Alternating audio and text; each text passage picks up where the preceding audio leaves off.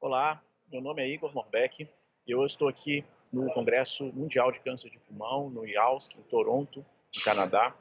E eu estou aqui hoje com vocês para reportar um dos principais estudos apresentados em sessão plenária que aconteceu no dia de ontem. Na verdade, a sessão plenária ontem contemplaram alguns estudos importantes em várias diferentes áreas de tratamento e cuidado do câncer de pulmão. E eu destaco principalmente 4 desses estudos. O primeiro estudo que eu gostaria de discutir com vocês é o estudo chamado Nelson. O estudo Nelson é um estudo fase 3 randomizado de base populacional com 15.800 pacientes, quase 16 mil pacientes, todos eles em população de alto risco para câncer de pulmão.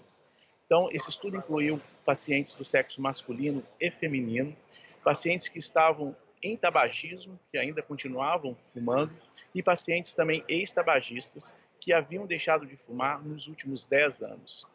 E esse estudo, ele vem, na verdade, corroborar dados que nós já temos de um outro importante estudo fase 3 chamado NLST, o National Lung Cancer Screening Trial, que já tinha mostrado uma redução da mortalidade para aqueles pacientes que fazem tomografia de tórax de baixa dose de maneira anual.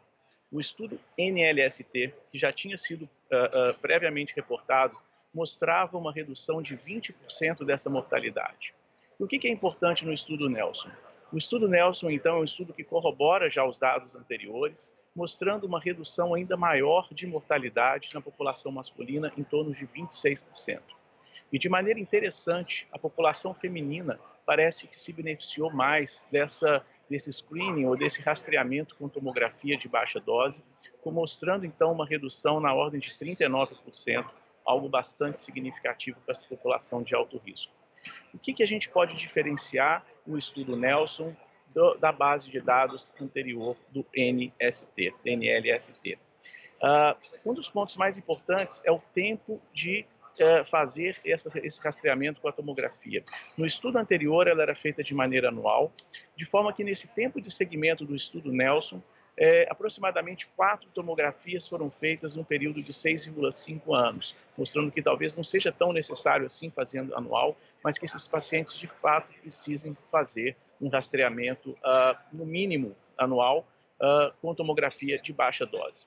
O que esse estudo mostra em adição a esses dados importantes de redução de mortalidade? Que grande parte desses pacientes são diagnosticados em estágios iniciais, quando fazem tomografia precoce. Então, o índice de pacientes que foram diagnosticados com estágio clínico 1 e 2 de câncer de pulmão foi bastante significativo, e claramente naqueles pacientes que não foram feitos os exames de rastreamento, com maior chance de desenvolver doença avançada em estágios clínicos 3 e 4. Então, eu acho que, corroborando aos dados que nós já tínhamos do estudo anterior, o estudo Nelson, então, mostra de maneira inequívoca a importância de nós seguirmos de perto os pacientes de alto risco de desenvolvimento de câncer de pulmão. Eu acho que esse dado é um dado extremamente importante e que foi, então, apresentado em sessão plenária aqui no Congresso do IALSC. Um outro estudo absolutamente relevante em câncer de pulmão, agora mudando um pouquinho para doença avançada localmente, que são aqueles pacientes com estágio clínico 3 sem ressecção prévia do câncer de pulmão, eu destaco os dados de sobrevida global agora já atualizados do estudo Pacific. O estudo Pacific, é importante lembrar, ele já tinha sido apresentado e reportado anteriormente em publicação importante os seus dados de sobrevida livre de progressão. Apenas para lembrar, mais de 700 pacientes foram incluídos no estudo Pacific. Esses pacientes, então, foram todos tratados com quimio e radioterapia com carboplatina ou cisplatina e etoposide, o tratamento padrão para esse subgrupo de pacientes, e os pacientes depois foram randomizados para receber o durvalumab, uma nova imunoterapia anti-PDL1 versus placebo.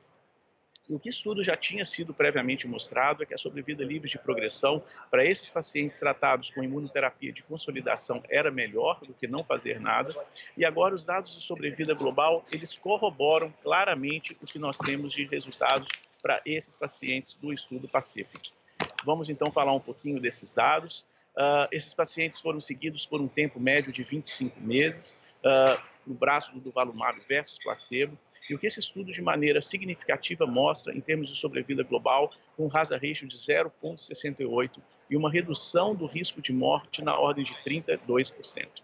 É importante lembrar que essa população de pacientes com tumores avançados localmente, estágio clínico 3, eles têm um risco de morte elevado. Apenas 15 a 30% dos pacientes estão vivos há 5 anos com esse diagnóstico, de forma que ter uma terapia adicional que aumenta a sobrevida é algo absolutamente relevante também para populações de pacientes com doença avançada localmente. Esse estudo Pacific foi publicado ontem mesmo, logo após a apresentação em plenária no New England Journal of Medicine, e já está disponível para uma apreciação mais detalhada desses dados que, na minha opinião, mudam a nossa prática de tratamento de maneira definitiva até esse momento, adicionando o durvalumab de consolidação após quimio-radioterapia para aqueles pacientes que não progrediram a doença durante esse período de tratamento. Um outro estudo que, agora mudando para a doença avançada, e num cenário onde há pelo menos 20 anos nós não temos nenhuma melhora substancial de sobrevida, que são para aqueles pacientes portadores de carcinoma pulmonar de pequenas células.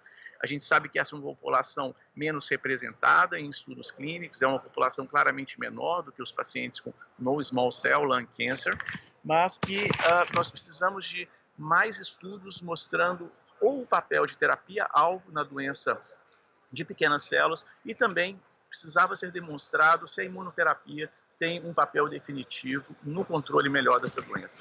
Então, esses são os dados do Empower 133.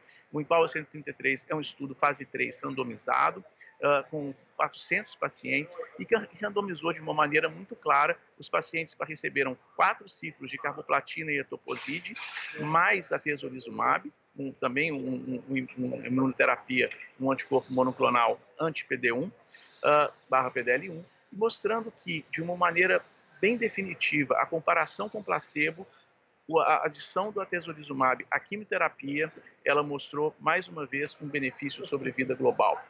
2 objetivos primários foram avaliados, a sobrevida global e a sobrevida livre de progressão, conhecidos então como objetivos coprimários, né? E de uma maneira definitiva, a sobrevida global a 12 meses foi de 51,7% para o braço da combinação versus 38,2% para os pacientes no braço de placebo, mostrando então uma mediana de diferença de sobrevida na ordem de pouco mais de 2 meses, mas isso com um P estatisticamente significativo e um hazard ratio de 0,7, havendo então uma redução do risco de morte na ordem de 30% quando você adiciona um anticorpo monoclonal para esse tratamento, o tratamento padrão. Mais uma vez, é uma potencial mudança de prática de tratamento, em que pese custo e acesso, isso não é a discussão principal aqui, a discussão aqui são dados clínicos de ciência, mostrando então que nós fomos além agora em termos de sobrevida global no tratamento dos pacientes com doença de pequenas células, algo que não acontecia há mais de 20 anos. O último estudo que eu vou reportar também é um estudo já publicado na New England Journal of Medicine, ontem após a apresentação da plenária, e esse estudo tem o nome de estudo ALTA. Esses são pacientes altamente selecionados, todos eles são pacientes com câncer de pulmão, não pequenas células e com expressão do ALK. A gente sabe que essa é uma população rara de pacientes, mas o estudo ALTA utilizou então o brigatinib em comparação ao crizotinib.